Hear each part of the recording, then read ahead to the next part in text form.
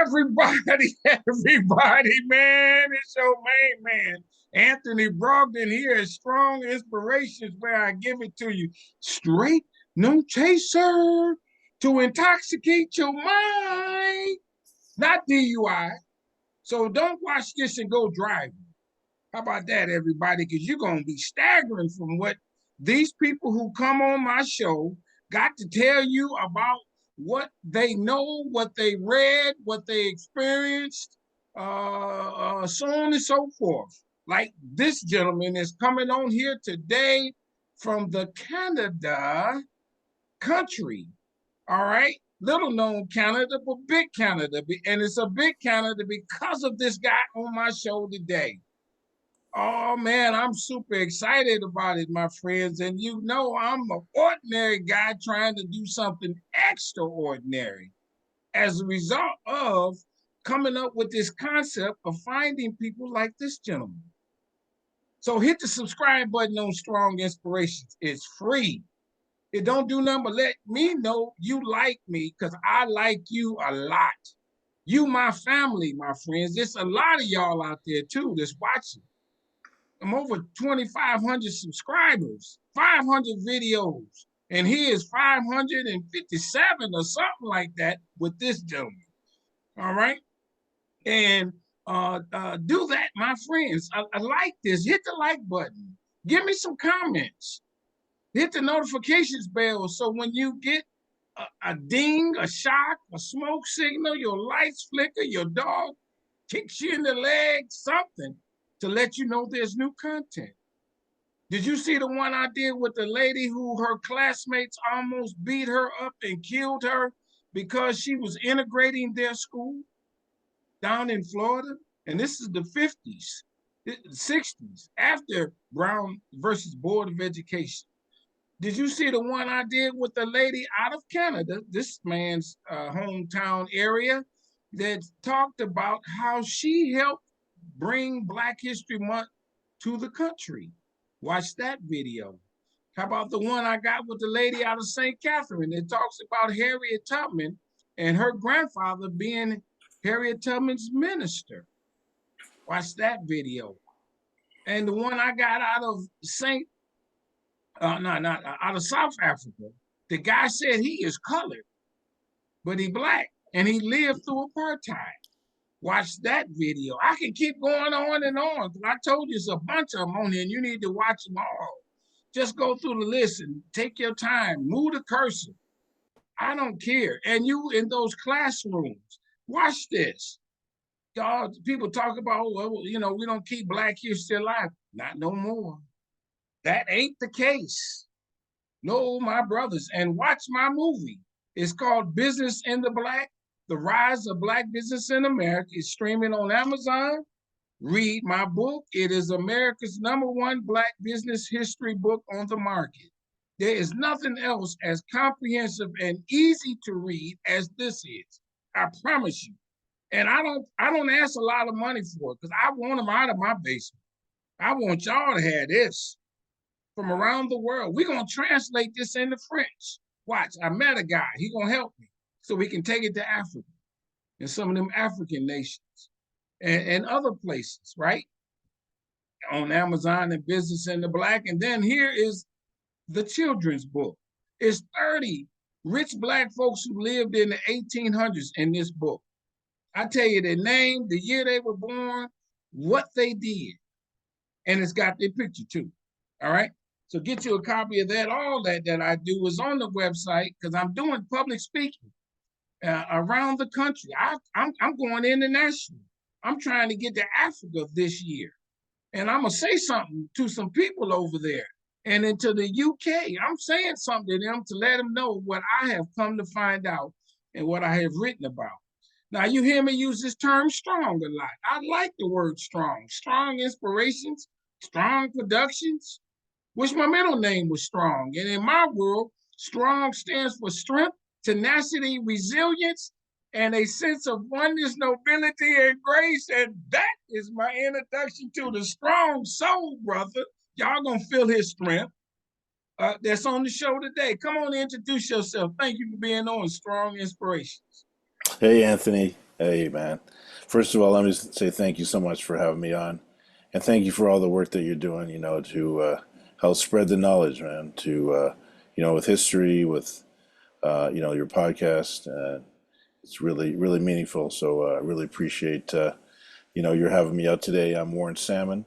I'm zooming in from Toronto. Today, I wear a few hats. So in Toronto, I'm best known as the First Fridays guy. Started First Fridays here in Toronto over 30 years ago. We just celebrated our 30th anniversary about a month ago. I also do a lot of work in Canada, the U.S., internationally, in Africa a number of times in the last few years with my EdTech platform. It's an Afrocentric educational platform that focuses on contributions of people of African descent, both ancient and modern, ties it into different subject areas like math, science, history, geography, a lot of stuff they don't teach us in school. And also had run into Anthony at the NABC conference, um, which is the National Alliance of Black School Educators. So I had founded the Ontario, Canada ABC about over 10 years ago. So those are some of the hats that I've been wearing. And, once again, it's a pleasure to be here and to connect. Yeah, thank you so much. With all those hats, we're gonna delve into a little bit of every one of them over this show. But yeah, I got to ask a couple questions about you. Let the audience get to know you. I do this with Sure, everybody. sure. Where were you born and raised? Yeah, so I was born and raised in Toronto. My parents were also born here. They're of Jamaican descent. And prior to starting a family in Toronto, and in around 1960, they lived in Detroit. My dad was a surgeon, and my mom was a nurse. So they moved to Detroit for my father to get his residency as part of his training. So they were in Detroit from 56 to 1960. As they used to say before, after the riots and before the riots. Yeah, yeah, But sure, yeah, sure. they came back in 1960 to start the family. So I had an older brother and two younger sisters, and so we kept some ties to Detroit. Some great friends that we've had over the years, and we have some mutual friends. Yeah, yeah, Through Detroit, right. Detroit Toronto corridor. Right. Yeah, Let me yeah. ask you this: when you born in Toronto, were you born in a all black neighborhood, mixed neighborhood? What was that like? So I was actually we were the only black family in the neighborhood. you know, Really, yeah. Actually, we lived in you know the neighborhood that Drake now lives in. We were like the only black family there, and actually, so that was quite an experience. It was me and my okay, siblings basically, but we used to go to a Black Heritage program on the weekends okay. to So really that's how you connect. kind of Yeah, kept your identity. yeah, learn Did about. did they do any racist things against you growing up? Oh yeah, definitely Really? had. Oh yeah, definitely, man. I remember actually before we moved to that neighborhood, I was probably like 4 or 5, man, and I was went to a friend's place and got to the door, and his mother's like, you're not coming in here, Well, I just said that to you. Yeah, basically, yeah, yeah. Yeah. And then I was remember being at a birthday party at this country club. I was the only, a black person at the party, and the custodian started freaking out, and uh, the my friend's brother, we were probably about 8, 9 years old, separated me, and took me to get some candy or something, and my friend's mother was like arguing with them, and Yeah. it was because because Yeah. of me, no blacks at the country club, basically. Really? How did that make you feel when that lady told you you're not coming in? Did Hmm. you understand why at that age? You know what? I remember. So this was in the '60s, man. So Yeah. I was very aware of racism. Hearing about Dr. King and stuff, and civil rights movement, and yeah, I was connecting the dots, man. At a Yeah. very early age, man. So yeah, Did, yeah. okay, how about this one? This is one. Did you wish you didn't live so well off? Let's call it that. That you attended those things so you could be for another way of putting it, I don't have another way. A normal black person, is that something that you might have said to yourself one day? No, because I, still connected with, with the community, and um, so it was, I maintained that connection, and the connection just grew stronger through my teenage years and, into my adult life. So I Okay, always felt connected. So I didn't really feel a disconnect.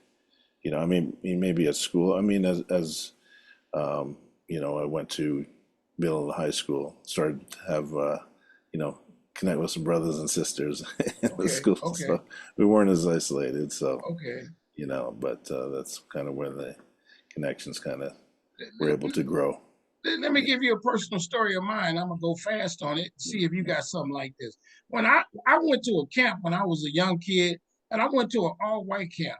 Man, I Hmm. had a good time. There was no Hmm. problems or anything. I'll be perfectly honest with you. Might have been a couple other black people there, but I really enjoyed. We played games and everything. Then I went to a black camp, and I had to fight.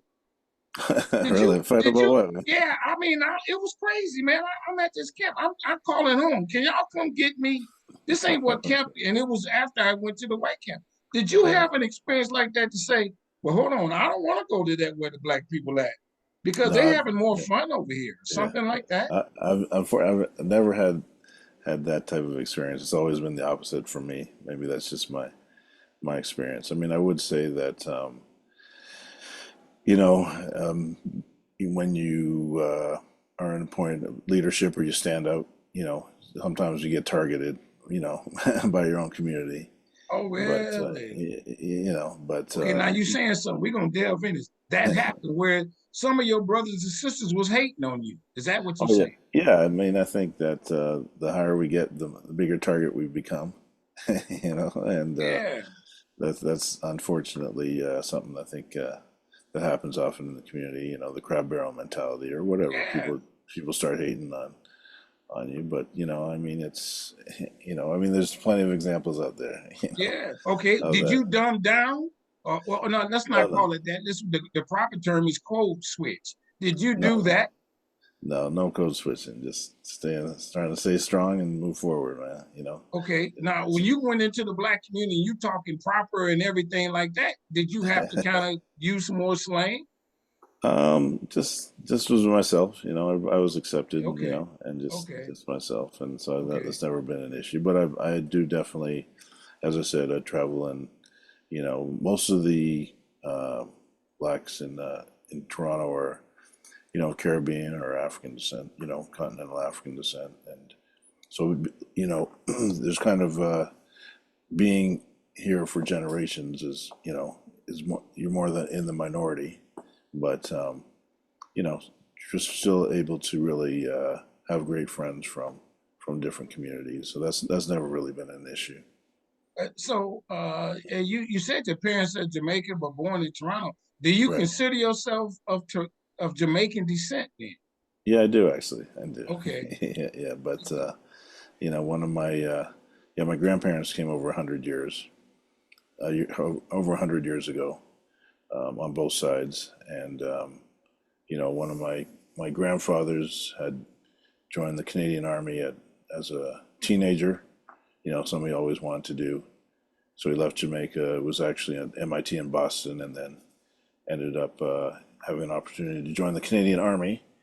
And he ended up in being stationed in Siberia. So from Jamaica to Canada to Siberia over 100 years ago. You can imagine what Wow. those conditions were like. And we actually came across a recent photo of him and some other soldiers on their way to Siberia through British Columbia. So that was pretty, you know, But you pretty don't fun. have and I'm taking liberties. You don't have a Jamaican accent by any stretch.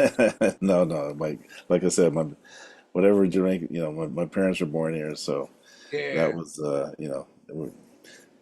I, understand patois and stuff. Oh, you do understand me. Yeah, man. Oh, there you go. There you go. Now we at home. Yeah, yeah, man. That gets me every time. Oh yeah. And so as a result of that, Mm. one of the things that you said, your great grandfather went to MIT. Uh, Right. Yeah. Yeah. I mean, Hmm. MIT ain't no joke. No. No. So somewhere along the line, your family understood the importance of education Oh, way absolutely. back Absolutely. when. Oh, yeah. That's right? Yeah, that's right. My father was actually, he was an orphan at age 6. Both his parents had passed. And he always said, from that age, said he wanted to become a doctor. And so he is really he's motivated himself to, go to university and, follow medicine. So that was kind of he fulfilled that on his own. My mother also was trained as a nurse. She went on to become the first black uh, city councilor in Toronto. Oh, really? And yeah, yeah. So Yeah, they were both both powerhouses in their yeah, own right, and great yeah, no great great question. couple. Yeah, Let's tell us a little bit of the story. So he's an orphan, and yeah. somehow does he ever get adopted by a family or No, something like so that? his aunt was widowed. She was about 50 years old. She came to Toronto from Jamaica and took care of him and his 5 siblings. So she raised 6 kids, all on her own. She was a seamstress. And my dad, this was also around the time of the Depression. My dad had his own paper route. He was always very ambitious. He would give his older sister some allowance and stuff, and Okay. and he went on to also he learned to play the piano. He had his own jazz band, the Douglas Salmon Orchestra, Oh, and really? Okay. to help put himself through school. And also, there was this place in Toronto called the Palais Royal. I think Count Basie or somebody was going to be playing there, and they Okay. wouldn't let any blacks into the into the venue. So him and some other folks organized and to protest it, and it was covered in the newspaper and stuff. So this is Oh, probably really? in the 40s and stuff. Yeah. So he took a So strong stand on that. yeah, that's a good story. So did he have a problem getting into med school? Did he have to go to med school in Canada No, or actually, somewhere else? yeah, he went to med school in Toronto, and actually, there were about 4 or 5 other brothers, in Yeah, in the med school at the time. Looking back, which is actually, Toronto's just the University of Toronto where he went. Just recently, had a shortage of black med students. I mean, I think they had like one over a few years. Whereas really. in his day, he had like there were like 4 or 5 of them. He was actually also the class president for a while.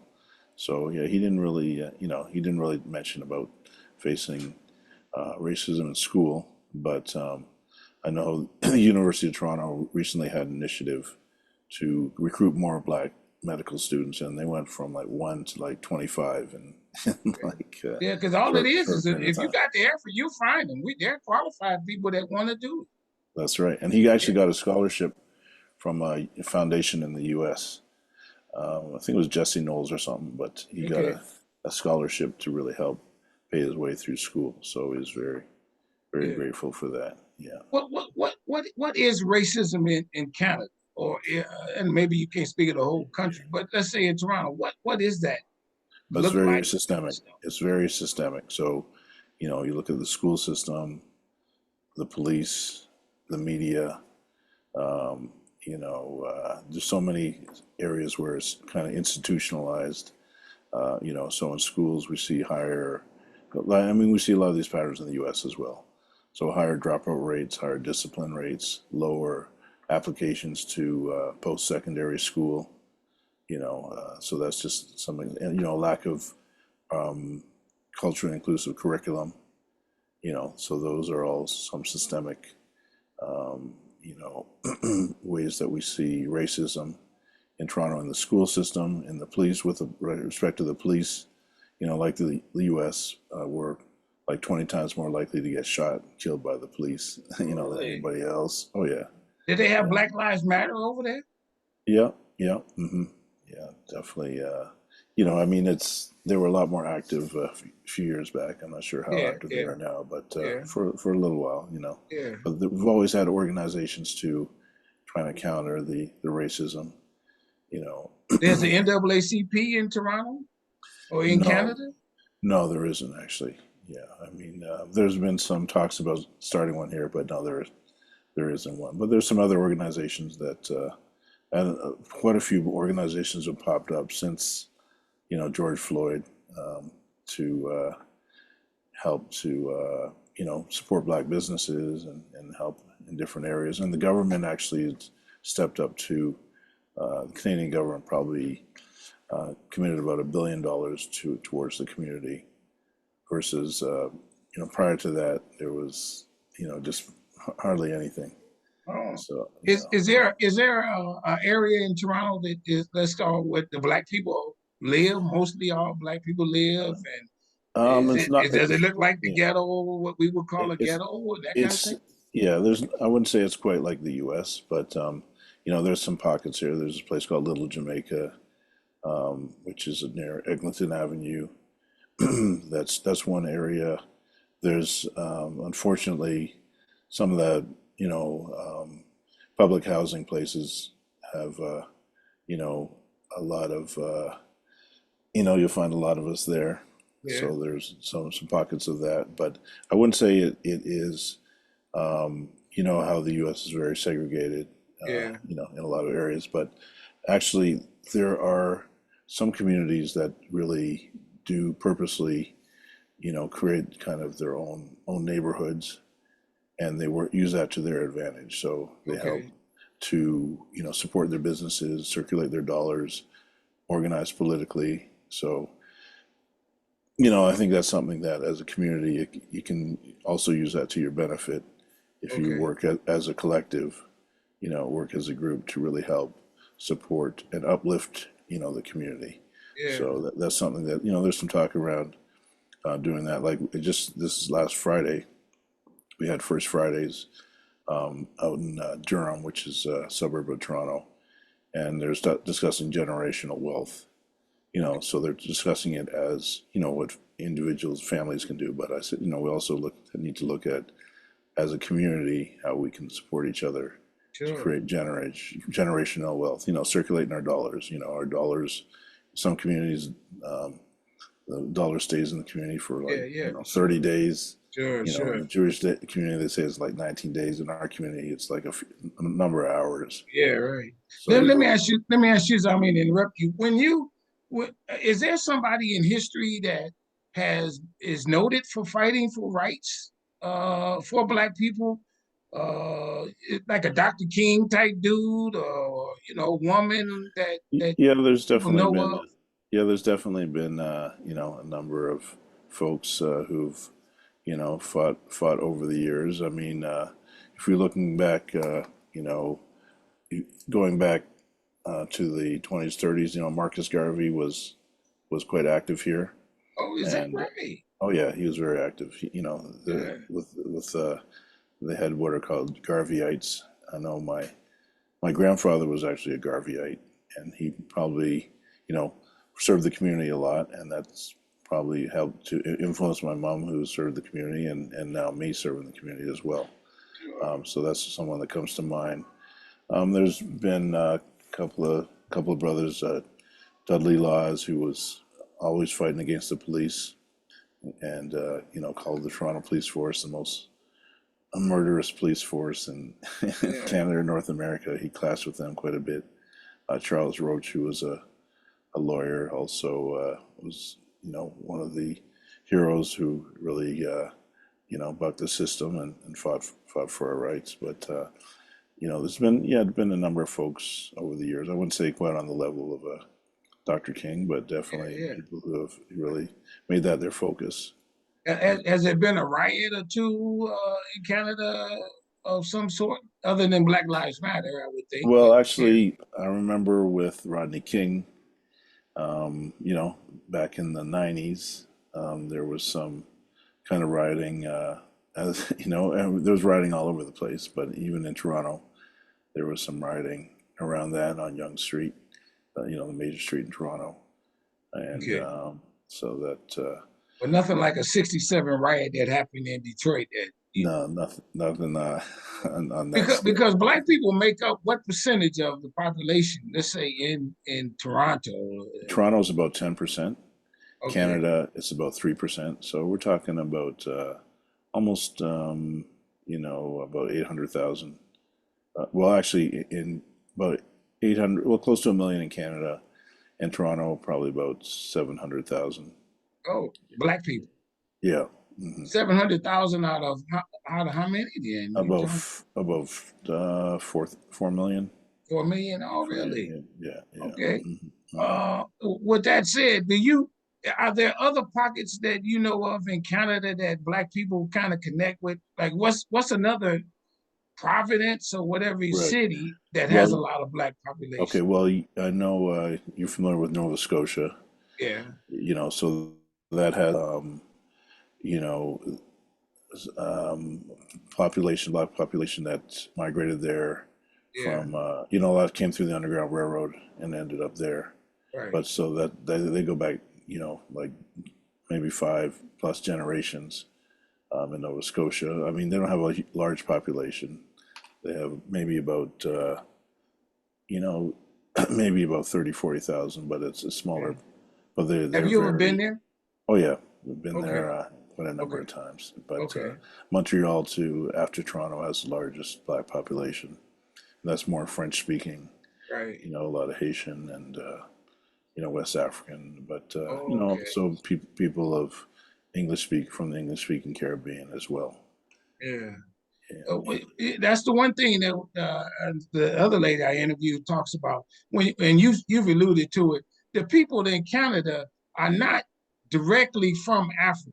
They mostly come from some Caribbean island. Isn't that mostly the way we look at Well, it? yeah, I mean the people of Caribbean descent, and or Yeah, even who came up through the Underground Railroad, but yeah. we're having a lot heavy immigration from the continent, Oh, okay, and okay. it's great to see, and it's like the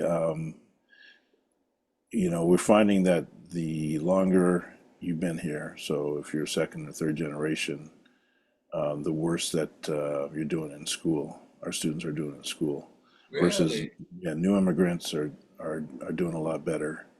You know, and I don't know if it's because they have certain resources, but or they haven't been subject to generations of racism, but the newly immigrated folks from especially from the continent are doing very well. I'd say, Yeah, yeah. yeah, yeah. For When we talk about black people in Canada, and this is going to lead into what you do mm, in terms of the First Fridays, is mm, there a pretty sizable community of I don't know what to call it. Let's say upwardly mobile black, educated black people right. who've excelled in. Can there be a black person who own be a CEO of a Fortune 500 company? Hmm. Is there a black person, and this is a lot of questions, Hmm. who is multi-millionaires and that kind of thing, besides Oh, yourself, let's say? I'm not. I'm a. I'm a MIT, a millionaire in training, Yeah, yeah, yeah, yeah, yeah, yeah. but no, no. We have I think one or more billionaires. We have this guy Michael Lee Chin, who is from Jamaica. He owns some financial services company. He owns a bank in Jamaica. Okay. He's worth a couple of billion. And he lives in Canada. Oh yeah, yeah, Yeah. yeah. Okay. So also gentleman by the name of Frank Bayless out of Montreal. I mean, I've known this guy for probably 10 years. Very mild mannered. He used to be a politician at the federal level, and so I was at a event a couple of weeks ago, and they said introduce him as a billionaire.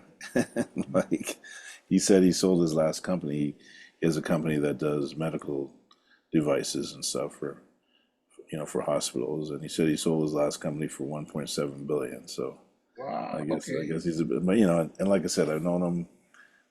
We just realized we went to high schools that were side by side. His was a French school.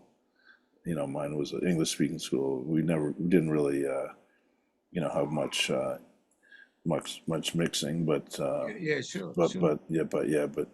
like I said, this guy's really I wouldn't he's very mild mannered, and so I never Yeah. even realize that. But yeah, definitely on the CEO front, we have a sister, Deborah Flint. She's the CEO of the Toronto Pearson Airport, the largest airport in Canada. She's Okay. actually out of California. We used to have the from President of General Motors was a brother from the U.S. as well. So we have, we've had quite a few CEOs and Okay. quite a lot of entrepreneurs who are, very very successful as well. Yeah. But Okay. I'd say there's, we're probably underemployed. You know, Okay. there's definitely higher unemployment rates and stuff. But Okay. so there's Okay. still that's another form of racism, I would say, Yeah. that we When face when with. when we talk about those higher up people like what you just mentioned, is there a Black Enterprise magazine or Well, anything actually, that yeah, networks these, Black Chamber of Commerce and that kind of thing there? yeah. There's a actually recently formed Canadian Black Chamber of Commerce that's working with through First Fridays. We're actually working to open up partnering with them to open up some First Fridays in some other cities as well. Magazine wise, there's more on, I'd say, online, some online media like some called buyblacks.com, and there's some more local newspapers. I've actually worked with Black Enterprise through First Fridays to help people take out subscriptions over the years. But there's more there. I'd say there's more regional newspapers than and media than national. Uh, what made you who you are to want to do a First Fridays? What Right. in your Well, background? yes. Yeah, All yeah, right. So yeah. yeah. So speaking of media, so I actually went to my background is I got a degree in computer science, and so that was many years ago. But I always wanted to play football, so I went to the University of British Columbia out in Vancouver. This was back in the '80s, but I went to a Black Youth Conference, and we were talking about issues that we're facing, in the community. Like, and unfortunately, a lot of the issues we're still facing today, like with respect to lack of positive information and culturally inclusive curriculum in the school system, unemployment, you know, things in the media. So I thought about using technology to address some of these issues. So I started an online service and started, to help address the issues. This was actually kind of even before the internet, like in the early Right, 90s. right. It was all you remember when it was dial up, Yeah, yeah, yeah, yeah. yeah. So I started putting different newspapers on and magazines online. I actually did a deal with Essence Magazine to put their newspaper online. I created an online encyclopedia, also a job bank and stuff.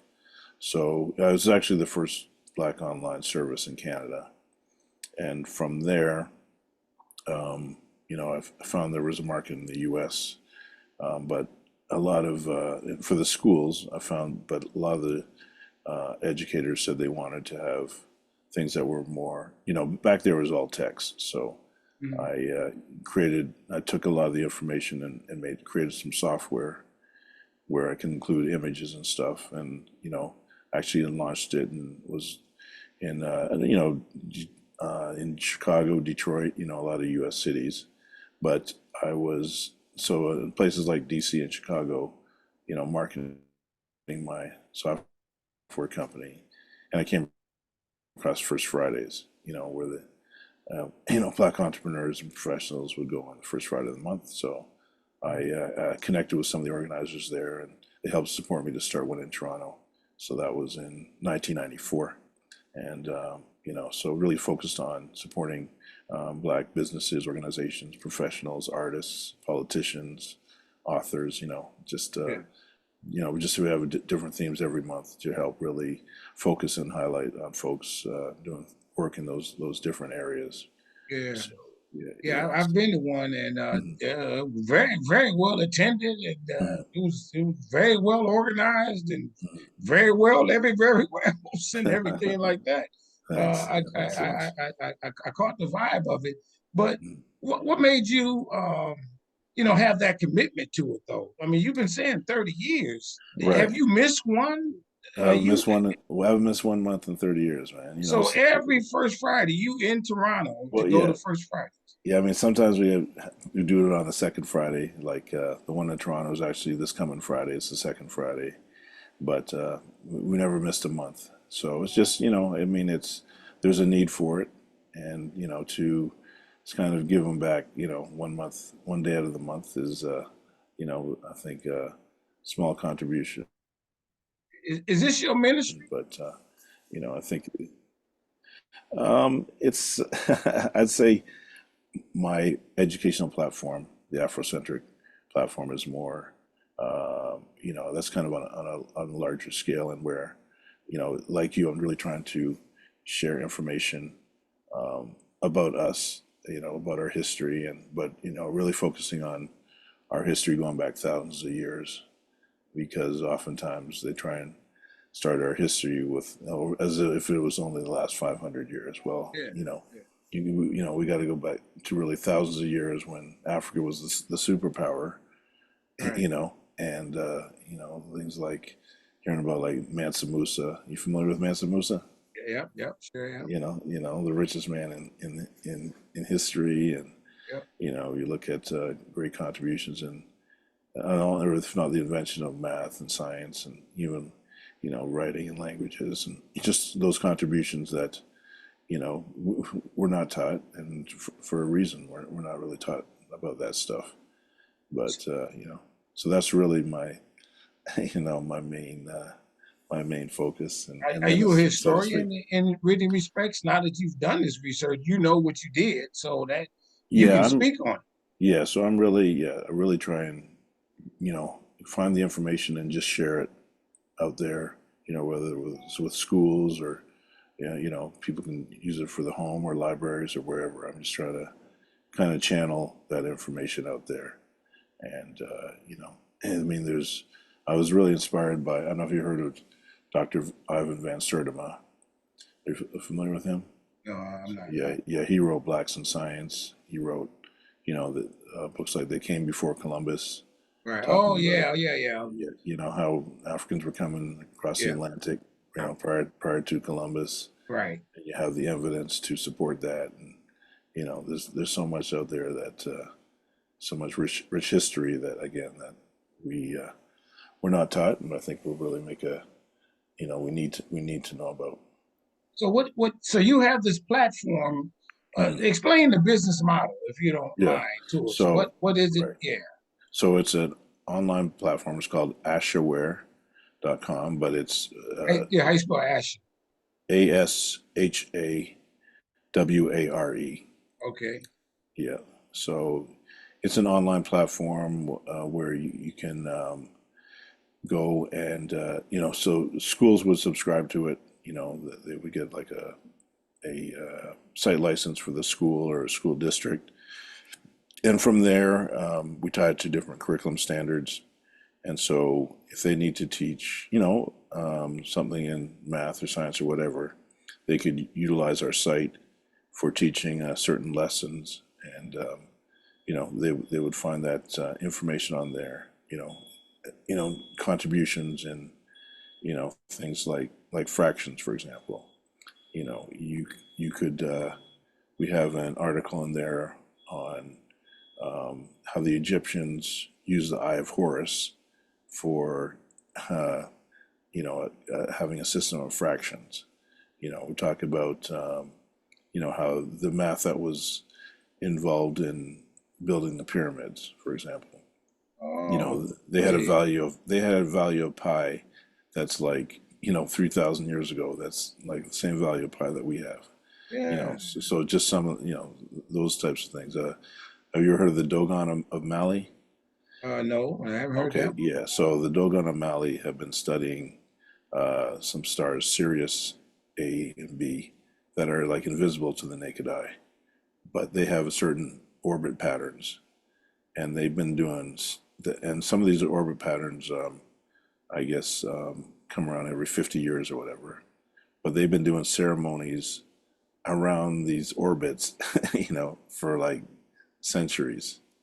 So modern day scientists are just now, you know, recognizing these stars and stuff, and the accuracy that they have is, phenomenal. Like, so, it's just things like that that we don't Okay. know about that, are taught. And then all other things like more modern day, having profiles on different role models, as entrepreneurs, professionals, and people in different fields and stuff.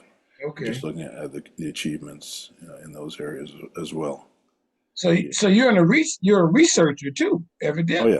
Oh yeah. Yeah, Definitely. yeah. Yeah. You sit down, you read a lot. So, do you do public speaking and to share some of this too? A little bit. I do some presentations here or there. I just Okay, applied to present at the NAPSI conference, which is okay. coming up in Atlanta in Yeah, November. You right. gonna be at that? Yeah. I'll be there. Yeah, Yes. yeah, yeah. And actually, I went to so last year I went to Senegal to something called E-Learning Africa. That was a conference for African-wide conference for focused on e-learning and stuff. And so I presented there and had an exhibit there. And I was in Rwanda the year before that, so I went there. That was back in 2022. Okay. But I mean, Yeah. technology is actually, you talked about going to Africa. There's actually a conference that just happened this weekend called Um. the ASCD. There's an ASCD Ghana. So ASCD is Association for Curriculum Development or something, but they had their inaugural conference in Ghana just this past weekend. So that might be something you might want to, Yeah. Look look at. into. Yeah, Yeah. yeah. When you In your travels, yeah. yes, being from Canada, Mm. there are enough school. I'm sure there are. I mean, so and so, but enough schools, or do the white kids, is the white schools accept what you're doing and then want to make it available to their students, even though most of them might be white? You definitely get a stronger reaction and buy-in from, I'd say, people of African descent, in those Sure, schools. But sure. biggest focus has been on the U.S. market. But now, Oh, okay, okay. with your red states pushing back, it's becoming, a bit more challenging. But Uh, that's why I'm also looking at international markets. Definitely, Canada, the U.S., the Caribbean, Africa. But there's yeah. a need for it. And as you mentioned, actually, one of the things I learned when I went to Rwanda is for the African market, you need to look at different languages. So French, definitely, and translating yourself to French would be great. Yeah. I did a translation, my platform to French and Swahili. It's more kind of beta, but definitely recognize that the language to really expand on things is something that you need to address if you want to look at international markets. Gotcha. Have you written a book? No, Okay, yeah, yeah. okay, Just really more, do stuff through my platform. okay. Did you see this happening for your life? Did I see this Yeah. happening? Yeah. Give me the business and the efforts that you have. Hmm. Uh, I mean, I've always wanted to, be my own boss. I mean, I think okay, that's through my okay. dad. Through my dad used to, I guess, kind of talk about that. Although he was a doctor, I think if he had to do it again, he would probably look at, being his own boss and being an entrepreneur. But I think that I guess from my early 20s, I just thought that needed to, I'm just very aware of racism and systemic racism, on an international basis, and just kind of felt my calling was to help to combat that, to do things to help fight that. So Because at the age of 5, that lady told you you can't come in the house. that's right. That's right. Yeah. Yeah. When you like, hey, we make more money than y'all. What you mean? I can buy it. You know what I mean? And it's Oh like, yeah. how can you have, someone have that attitude just because of the color of the skin. Do you have an explanation of why they feel that way Yeah, because from they're what you can tell? miseducated. Yeah, people. So really, racism is based on miseducation. It's based on a lie. And that's was, you know, I think it started out of Portugal maybe 500 years ago because they wanted to use racism to justify slavery. So they told this lie about black people, and that's kind of what planted the seed. And it's been like a virus that spread for hundreds of years, and it continues to spread. So people are miseducated. They don't even they're not born racist, but they're taught to be racist, and these schools and other systems, the school, the media, whatever, help to support those beliefs. So it's kind of ingrained in them and ingrained in us, that we have to deal with it. But so it's based on a lie. Even I mean, they talk about races. Well, it's a social construct, that was created to really help. You know, some people get wealthy. I mean, Right, right. and to to really oppress other people. Will it And ever go so, away? well, I think it's like COVID, man. Like when COVID hit, it was a pandemic, but there were efforts to find something to combat it. So is the will going to be there to combat this, racism? I think that I think that's something that has to happen, man. Like Yeah, we yeah, need to tear down these systems that perpetuate it, yeah, and we need to find you know, a cure for it. yeah, We yeah, need to a vaccine to yeah, combat yeah. it. A couple more questions. Because of what you've been doing and your business model, and can you give me an example of a white person coming and saying, "Hey, man, I got your program. I learned so much, and I'm a better person as a result of it." Mm, Or that you've changed one of their attitudes. right, right. Is it? Have you ever had a phone call like that in any regard? I can't really say that I've had that. I know that some there's this famous author here. His name is Robert Munch. He does children's books and stuff, and he actually got it for his children, and he adopted some black children actually, Mm. and he wrote actually wrote some children's books now that are focused on black children and stuff. But it's again, I really find that there seems to be more buy-in Yeah, from people of African descent. But hopefully but but but that'll change over time. but besides, a big sale, a Mhm. big school district taking on. What's a good day for you? What, if I may ask, in this regard? um, just I remember one of my greatest days was I was in Rwanda and was going to see the gorillas, and our vehicle broke down in this village, and so I brought up the my platform on my phone and had about 15 people from the village from different ages, from age 3 to adult, kind of gathered around, and I was showing them the program, like the alphabet, for example. It's something that they could relate to, Sure. because they saw themselves reflected in it, and so that was that was I really can't really imagine. important.